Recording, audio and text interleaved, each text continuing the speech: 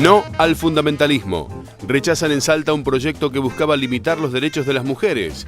El Consejo Deliberante salteño puso freno a la propuesta que pretendía declarar a la capital provincial como ciudad provida y prohibir la píldora del día después y los abortos no punibles. La semilla que faltaba. Se normalizó la provisión de trigo y bajaron los precios un 20%. Tras la habilitación para que la Secretaría de Comercio aplique la ley de abastecimiento, la industria molinera confirmó una oferta más dinámica del grano que terminó con la especulación. Topo misterioso. El espía de la CIA perseguido por los Estados Unidos todavía no decidió si acepta la oferta de asilo de Venezuela. Según la organización Wikileaks, Edward Snowden aún no aceptó oficialmente la propuesta de asilo político hecha por Nicolás Maduro y aseguró que los estados involucrados harán el anuncio cuando sea apropiado. La espera no terminó. Desmienten un fallo de la Cámara de Apelaciones de los Estados Unidos contra la Argentina en el juicio contra los fondos buitre. El Ministerio de Economía aclaró que si bien la Cámara rechazó varias presentaciones y apelaciones en la causa, se trata de una orden de tipo meramente administrativo que no define la cuestión de fondo.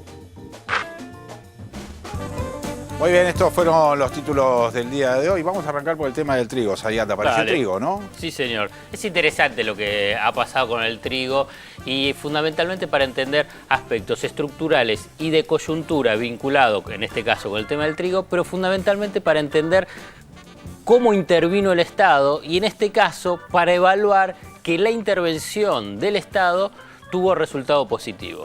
¿Cómo intervino el Estado frente a una situación estructural y coyuntural vinculado al trigo, que después vamos a mencionarlo en forma sintética? ¿Cómo intervino el Estado?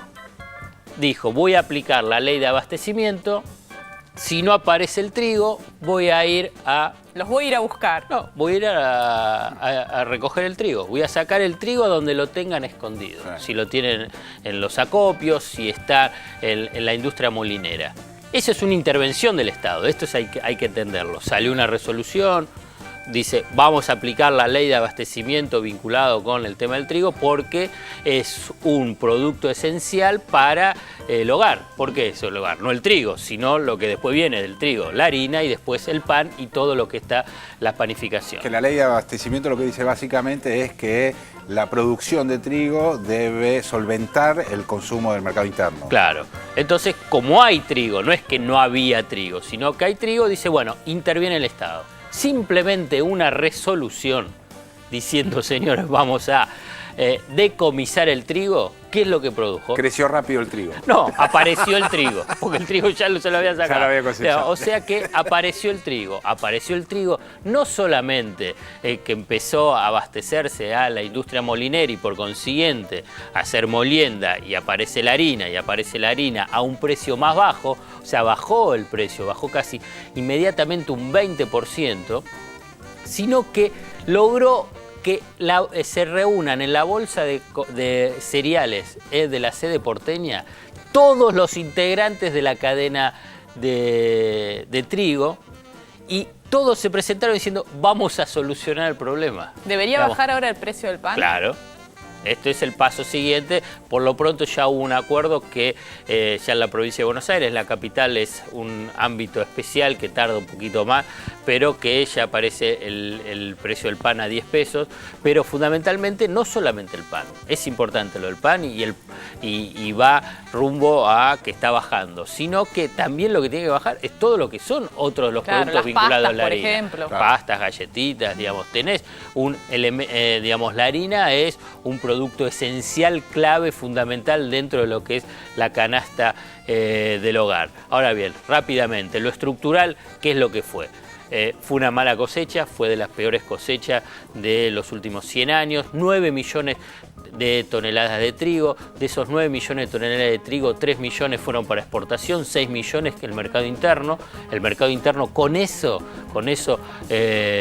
puede abastecer toda la demanda. La cuestión es que quedaban 3 millones de toneladas para el mercado interno que no estaban. Entonces lo que le reclamó también, y es otra de las intervenciones que realizó la Secretaría de Comercio Interior a los exportadores, es que los exportadores dicen, bueno, nosotros teníamos el trigo, esos 3 millones para exportar y nosotros ya lo entregamos. Entonces se fijó, digamos, la Secretaría de Comercio, claro, exactamente, cuánto de ese trigo se embarcó. O sea, porque si vos lo exportaste... ¿Cuánto queda? Claro, 3 millones de toneladas. Entonces decía, bueno, ¿qué hicieron con el 3 millones? Nosotros la entregamos. ¿A quién la entregaste? A los acopiadores, al molino harinero. Entonces le dije, ¿así que lo entregaron? Bueno, tráigame las facturas. Porque si la entregaron, tiene que estar la factura. ¿Qué es lo que pasa en esa instancia y por eso rápidamente que se solucione el problema del trigo? ¿Y hay mucho comercio en negro? Muy bien, muy bien, muy bien, muy bien. Estamos astutos, estamos afiladísimos. Un despliegue de astucia Hay sin mucho comercio en negro. Mucho comercio en negro, no solamente en trigo, digamos. En el campo, ¿no? En el campo y también en otras actividades, pero como estamos hablando del campo, digamos que entonces algunos hablan 20%, 30%, 40% del total que va por los canales informales. Entonces dice, bueno, tiene que presentar la factura.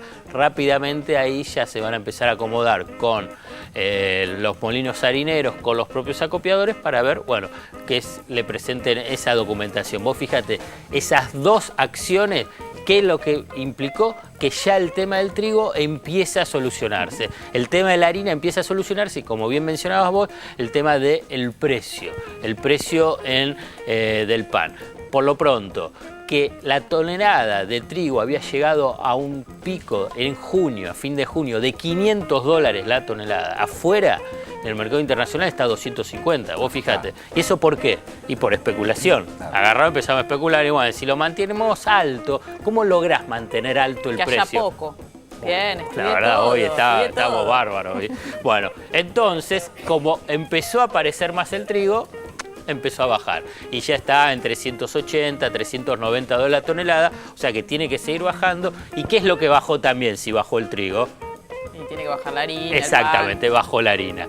Y la bolsa de 50... medio Plaza Sésamo lo que la bolsa de 50 kilos, que había llegado entre 250 a 300 pesos sin impuestos, pasó a un rango de entre 190 a 210 pesos. Sí, bajó bastante. Bueno, esto es un poquito lo que, para entender qué es lo que ha pasado en el mercado del trigo y fundamentalmente para revalorizar la importancia de una buena intervención del Estado precisamente para la defensa de los presupuestos de los hogares que obviamente son los más vulnerables vinculados con el pan y el trigo. ¡Qué barbaridad! ¿Qué pasa? ¡Qué barbaridad! ¿En qué sentido? Ya acaba de dar una buena explicación, Zayat, a propósito del tema. 3 tristes trigos atrapados entre tanta trampa. Porque realmente, ¿por qué el trigo no puede estar donde quiere, que tiene que intervenir el Estado para sacarlo de donde está cómodamente? Magallanes puede estar donde quiera, no, el problema es que esté en blanco, digamos. Diga lo que dije recién, 3 tristes trigos. No te para esas astucias. Hoy día, señor. Qué bárbaro. Vamos a pasar a otro de los temas que veíamos en la apertura de los títulos. Tiene que ver con un rechazo de la legislatura de la ciudad de Salta a una propuesta que había tenido un concejal, ¿no, Mariana? Claro, esa sería una mala intervención del Estado. Lo que proponía este concejal del peronismo disidente que responde al senador Juan Carlos Romero. Este señor se llama Arnoldo Tunini y tenía algunos adeptos dentro de la legislatura de la ciudad de Salta. ¿Qué era lo que proponía? Convertir a Salta en ciudad provida. Y uno dice, provida está bueno porque uno apuesta a la vida, pero era engañoso porque detrás de ese título rimbombante lo que quería era prohibir la anticoncepción hormonal de emergencia, que se la conoce más comúnmente como píldora del día después, que es un anticonceptivo para los casos de emergencia, como dice su nombre, para prevenir embarazos no deseados, que se puede tomar dentro de las 72 horas de una relación sin protección. Es muy importante, incluso en los casos de violación se recomienda dentro de lo que es la profilaxis en los hospitales. Quería prohibir los protocolos de aborto no punible, que sabemos que la Corte reafirmó la necesidad de implementarlos para facilitar el acceso en los casos que el aborto es legal. Y también pretendía imponer una asignación especial para las mujeres que cursaran un embarazo producto de una violación, como un incentivo para convertirlas en una mera incubadora, con la idea de persuadirlas de alguna forma de poder decidir, en todo caso, interrumpir esa gestación como está prevista en la ley. Finalmente se aliaron el oficialismo que responde al gobernador Urtubey, el kirchnerismo y partidos de izquierda y le dijeron no a esta ordenanza, este impulso de ordenanza, este proyecto, donde trabajaron muy fuertemente, y esto quiero destacarlo, las organizaciones de mujeres en Salta. Salta es una ciudad y una provincia conservadora, esto hay que señalarlo, por eso es tan importante este rechazo que se dio en la legislatura. Recordemos que es una provincia donde por ley y por constitución, la enseñanza de la religión en las escuelas públicas es obligatoria. Y que uno podría decir, bueno, es religión ecuménica, digamos, un poco de todo, viendo con un panorama universal. Las religiones no, lo que se da es religión católica, porque hay un acuerdo entre el gobierno con la Iglesia Católica local. Entonces, estamos hablando de un contexto que es difícil para hablar de estos temas. No hay educación sexual integral, como marca la ley nacional, pero en ese contexto, los legisladores de la ciudad de Salta le dijeron no a este proyecto que se escondía bajo este nombre de Provida, pero en realidad lo que era violatorio de derechos de las mujeres, ¿no? Fundamentalmente. ¿Cómo se llama el concejal? Arnoldo Tunini. Tunini. Lo recordamos. Está clarísimo, ¿eh?